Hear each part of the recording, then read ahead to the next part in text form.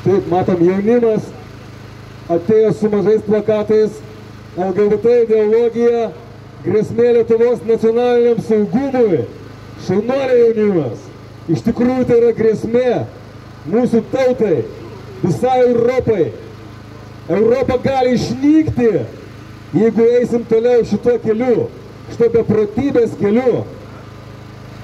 Iš tikrųjų visose tradicinėse kultūrose, net pagoniškose kultūrose, buvo sveikas jausmas, dar kol nebuvo atėjęs Kristus į pasaulį mūsų išgelbėt, dar buvo neigiamai žiūrima į šitą iškrypimą. Romėnai vadino homoseksualizmą graikiškąją ydą ir graikai labai lėtai įsismelkė šitą ydą į romėnus, kurie buvo doriausi pasaulyje pradžioje pagonės.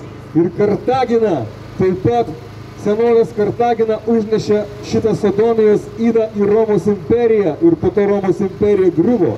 Tai yra grėsmė nacionaliniam saugumui.